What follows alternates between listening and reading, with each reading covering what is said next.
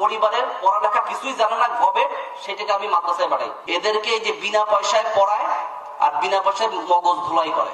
রাস্তার পাশে টেবিল নিয়ে বসে যে দান করেন, কোরবানির চামড়া দান করেন, অমুক দান করেন। এইসব দান করে আমরা কি সৃষ্টি করছি? পড়ালেখা কিছুই জানে না, গবেট সেই ছেলেকে নাকি মাদ্রাসায় পড়ায়। এটা হচ্ছে একজন পুলিশের এসপির কথা। এই কথার জন্য তো ওনার ধর্মীয় অনুভূতিতে আঘাত হানার জন্য মামলা দেওয়া উচিত। আজকে যে হুজুরদেরকে আমরা একটা কথা বলবো, যে মাদ্রাসার ছাত্রদেরকে যে জঙ্গি বানানো হচ্ছে এবং ওই মুজিব কোট পাঞ্জাবি পরিয়ে যে আজকে তাদেরকে যে আপনার কি বলবো যে অন্যায়ভাবে হয়রানি করা হচ্ছে, যে ভাস্কর্য ভাঙচুরের ইস্যুর মতো ঘটনাকেও আজকে ইসলামী মূল্যবোধের হুজুরদেরকে জড়ানো হচ্ছে। এই বিষয়ে তো হুজুরদের মামলা করা উচিত। এই যে আজকে একজন পুলিশ কর্মকর্তা, সরকারি কর্মচারী যেভাবে বলছেন যে গবেট যে ভালো পড়ালেখা জানে না তাকে নাকি মাদ্রাসায় দেওয়া হচ্ছে, এইভাবে তারা মাদ্রাসা শিক্ষা নিয়ে আজকে বিদ্বেষ ছড়াচ্ছে, যেমনটি ছড়াচ্ছে আওয়ামী লীগের মধ্যে থাকা কিছু প্রগতিশীল নামে ভণ্ডরাও আজকে রাস্তায় বসে বসে নাকি চামড়া উঠায়। আরে ভাই, রাস্তায় বসে বসে চামড়া উঠায় এটা বললেন, কিন্তু হুজুররা যে গিয়ে কোরবানি দেয় এটার কথা বললেন না কেন? হুজুররা যদি কোরবানিটা না দিয়ে দিত তাহলে 90% লোকের কোরবানি তো বিশুদ্ধই হতো না। ওরা তো আল্লাহু আকবার সই করে পড়তে পারে না। দেশের গরিব গরিব অসহায় বাচ্চা কাচ্চাদের পড়াচ্ছে মাদ্রাসায়। এরা তো ভালো কাজ করছে, এরা তো ভালো কাজ করছে। আসেন, আপনারা আসেন, কংগ্রেচুলেশন, আপনাদেরকে স্বাগতম জানাচ্ছি। এই সবগুলো অনাথ অসহায় এতিম বাচ্চাদের দায়িত্ব নেন, আমরা এই দায়িত্ব ছেড়ে দিব, অসুবিধা নাই। আপনারা পড়াবেন না, দায়িত্ব নেবেন না, খাওয়াবেন না, এই গরিব গোরাবাদের বিরুদ্ধে আবার বড় বড় কথা বলবেন। আপনারা শুধু ইসলামের দুশমন না, রাষ্ট্রের গরিব অসহায় মানুষদেরও দুশমন, মানুষদেরও দুশমন। আমরা নাকি আপনাদের টাকা তুলে তুলে খাই। মজার বিষয় হলো আমরা আপনাদের টাকা তুলে আপনাদের বাচ্চাদেরকে খাওয়াই, ওরা আপনাদের টাকা তুলে সুইজারল্যান্ডে বাড়ি বানায়।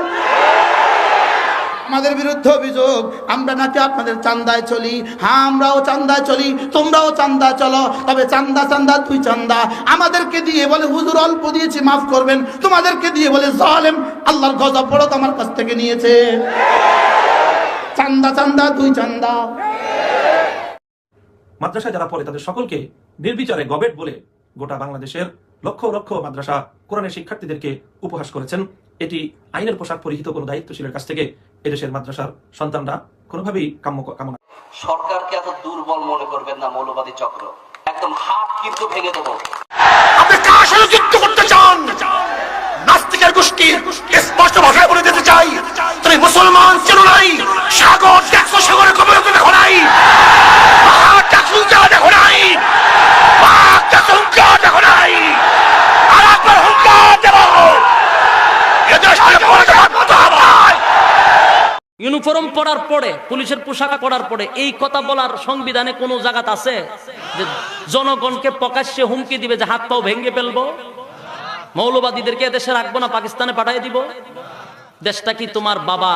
এদেশে আমরা বারাটিয়া থাকি? আমাদের জনগণের ট্যাক্স দিয়া আজকে আপনি পোশাক পরছেন, জনগণের ট্যাক্স দিয়ে আপনি বেতন পান, আমাদের টাকায় আপনার বেতন জমা হয়। বাংলাদেশে আমরা বারাটিয়া থাকি না। সকালবেলাতেই খবরের কাগজের দাম হয় 15 টাকা। সকালবেলাতেই খবরের কাগজ, যেখানে আপনারা সারা দুনিয়ার খবর শুনেন, যে কাগজ, এই কাগজের দাম হয় 15 টাকা। এই কাগজ কিনে নিয়ে এসেন ঢাকা থেকে, তার গাড়ি থেকে এয়ার কন্ডিশন। বিকালবেলা এই খবরের কাগজের 1 কেজির দাম হয় 10 টাকা। তার অবস্থান থাকে ভ্যান গাড়ির পিছনে আর শুটকি বাঁধার কাজে। বুঝা গেল সময় ফুরিয়ে গেলে তোমার কোনো দাম থাকবে না। মনে রাখবেন, এই দিন দিন নয়, আরো দিন আছে।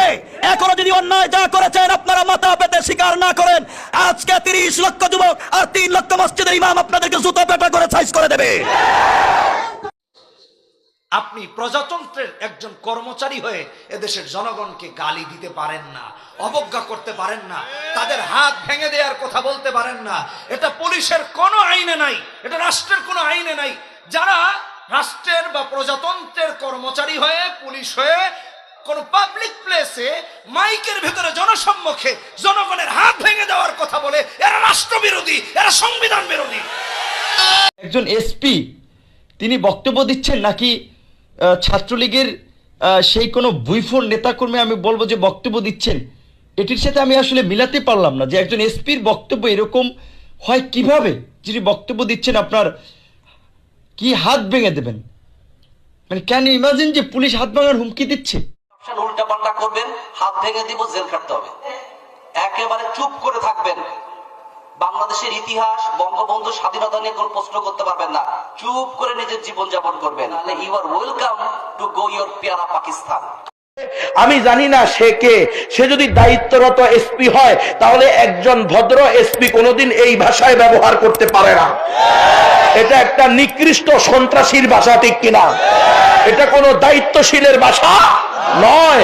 যদি সে এরপরে ওই কথা বলে, তওবা না করে ফিরে না আসে, তো আমি বলবো তুমি 3 দফা দিয়েছ। আমাদের দাবি, মুসলমানদের দাবি, এই দেশের 17 কোটি মুসলমানের ইমানের দাবি, তুমি এই দেশে মুসলমান হয়ে থাকলে থাকো, অন্যথায় তুমি ভারতে চলে যাও, ভারতে চলে যাও, ভারতে চলে যাও। তিনি যেই কথাটি বললেন, ধরেন অনেক কথা বলেছেন, কিন্তু তার মোটা দাগে মেসেজ ছিল এটা যে 3টা সতর্ক দিয়েছেন যে হাত ভেঙে দেওয়া হবে, জেলে ভরবেন। জেলে পুলিশ আজকে ভরছে মানুষকে কোনো অভিযোগ ছাড়াই, ভিত্তিহীনভাবে বিরোধী দল করার কারণে, আওয়ামী লীগের বিরোধিতা করার কারণে অসংখ্য মানুষকে জেলে ভরছেন মিথ্যা মামলা দিয়ে, নাশকতার মামলা দিয়ে। মানুষ এক জায়গায় আপনার পারিবারিক প্রোগ্রামে মিলিত হলে বলছেন যে জামাত শিবিরের লোকজন মিলিত হয়েছে। জানাজা আমি আমার বাবার জানাজা আমি নিজেই পড়াইতে পারি, আপনাদের মৌলবাদীদের কোনো কাজে লাগবে না। ওই যারা মনে করে যে আপনাদের ছাড়া কিছু হবে না, তারা কিন্তু আপনার রাজ্যে বসবাস করছে। আপনার বাবার বিবাহটাকে বৈধ করেছিল এই দেশের উলামায়ে কেরাম, প্রশাসনের এসপি ভাই। আপনার বাবার জানাজার নামাজের ইমামতি আপনি করাইবেন, কিন্তু আপনার তো দাড়ি নাই, আপনার তো সুন্নতি লেবাস নাই, আপনি তো হালালের টাকা কয় টাকা খেয়েছেন এই দেশের সাধারণ মানুষ আপনাদের সম্বন্ধে ভালো করে জানে। আমরা জানি যারা ঘুষ নিয়ে এই দেশের মধ্যে চলে তাদের পিছনে এক টাকা চলে না, ঠিক কিনা জোরে বলেন? আপনি আপনার বাবার জানাজার নামাজ ইমামতি করতে পারেন, কিন্তু এই দেশের সাধারণ ইমানদার মুসলমান আপনার পিছনে এক টাকা করবে না, ঠিক কিনা জোরে বলেন? যদিও এক টাকা করে জানাজা হয়, আপনি আপনার বাবারটা বললেন, কিন্তু আপনি মরে যাওয়ার পর আপনার জানাজার নামাজের কোনো ইমামত লাগবে কিনা, ইমামের প্রয়োজন লাগবে কিনা জোরে বলেন? আমরা তার যে আকার আকৃতি দেখেছি যোগাযোগ মাধ্যমে, তাতে শরীয়তের মাসালা অনুযায়ী তিনি এমন অনেক বিধান লঙ্ঘনকারী, বিধান ভঙ্গকারী যেগুলো শরীয়তের দৃষ্টিতে ওয়াজিব। তো যিনি ওয়াজিব তরক করেন, যেমন তার মুখে এক মুষ্টি দাড়ি নেই, এটি শরীয়তের মাসালা অনুযায়ী এটি ওয়াজিব, সেই ওয়াজিব তিনি তরককারী।